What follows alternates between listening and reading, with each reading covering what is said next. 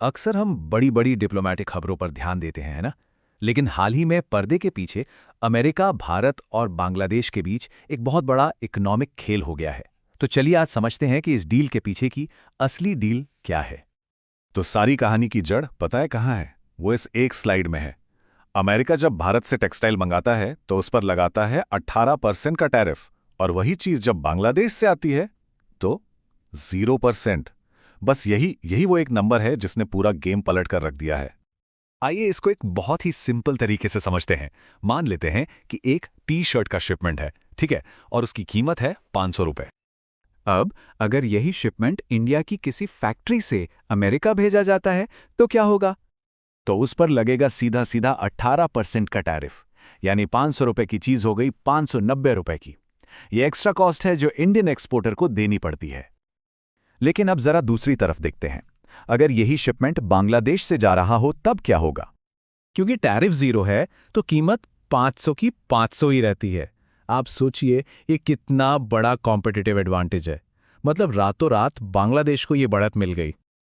और देखिए, ये जो बात यहाँ लिखी है ना, ये बिल्कुल पते की बात है।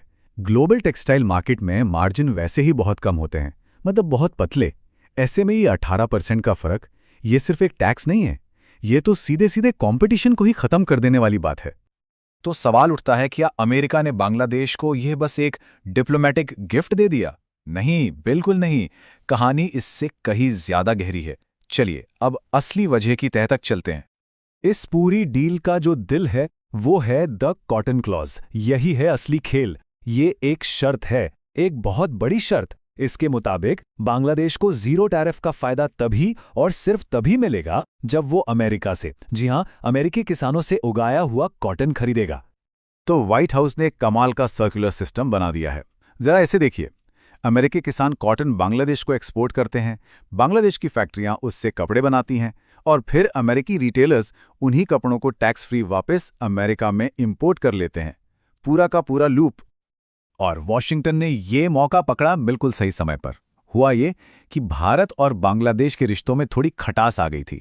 इसी बीच बांग्लादेश ने भारत से कॉटन और धागा लेना कम कर दिया। बस अमेरिका ने फौरन इस गैप को भर दिया और इंडिया को रिप्लेस करके बांग्लादेश का प्राइमरी कॉटन सप्लायर बन गया। लेकिन जैसा कि हम जानते हैं, दुनिया में कुछ भी फ्री नहीं होता। तो इस मार्केट एक्सेस के बदले में बांग्लादेश को क्या देना पड़ा? अब कहानी में एक और बड़ा ट्विस्ट आता है। देखिए, ये एक स्ट्रेटेजिक चॉइस थी। एक तरफ है इंडिया, जो अपनी इकोनॉमिक सॉवरेनिटी, मतलब अपनी आर्थिक आज़ादी को बचाने के लिए ऐसी डील से दूर रहता है, और दूसरी तरफ है बांग्लादेश, जिसने फौरी तौर पर मार्केट में अपनी जगह बनाने को ज़्यादा ज़रूरी समझा। तो पहली बड़ी कीमत जो बांग्लादेश ने चुकाई वो थी डेटा सॉवरेनिटी की। ये टेबल देखिए, फर्क बिल्कुल साफ है। इंडिया हमेशा से डेटा लोकलाइजेशन पर जोर देता आया है, यानी कि हम भारतीयों का डेटा भारत में ही रहेगा। लेकिन बांग्लादेश डेटा के फ्री ट्रांसफर के लिए मान गया। इसका मतलब क्या हुआ? इसका मतलब ये कि अमेरिकी टेक कंपनियों को वहां के डेटा पर बिना किसी रोक टोक के पूरा एक्सेस मिल गया। सोचिए, सिलिकॉन वैली के लिए ये कितनी बड़ी जीत है। अच्छा, दूसरी बड़ी कुर्बानी दी गई एग्रीकल्चर मार्केट्स में। करीब करीब $3.5 बिलियन इतने के अमेरिकन एग्रीकल्चरल प्रोडक्ट्स के लिए बांग्लादेश ने अपने दरवाजे खोल दिए। इसमें गेहूं, मक्का, सोयाबीन जैसी चीजें हैं जो शायद वो पहले अपने आसपास के देशों से ही खरीद लेता था। और फिर आई तीसरी बड़ी छूट, जो टेक्नोलॉजी और टेलीकॉम सेक्टर में दी गई। इस डील ने अमेरिकी कंपनियों के लिए बांग्लादेश के बाजार में एंट्री को बिल्कुल आसान बना दिया है। तो इन सब के बाद सवाल ये है कि इस पूरे खेल का असली विनर कौन है? हाँ, ये सच है कि बांग्लादेश ने अपने जरूरी टेक्सटाइल सेक्टर को बचा लिया, लेकिन जो असल और बड़ी जीत हुई वो हुई अमेरिका की। सोचिए, अमेरिका को अपने कॉटन और फसलों के लिए एक गारंटीड खरीदार मिल गया, उसकी टेक कंपनियों के लिए एक नया बाजार खुल गया, और इस पूरे रीजन में उसे एक जबरदस्त जियोपॉलिटिकल दबदबा भी मिल गया।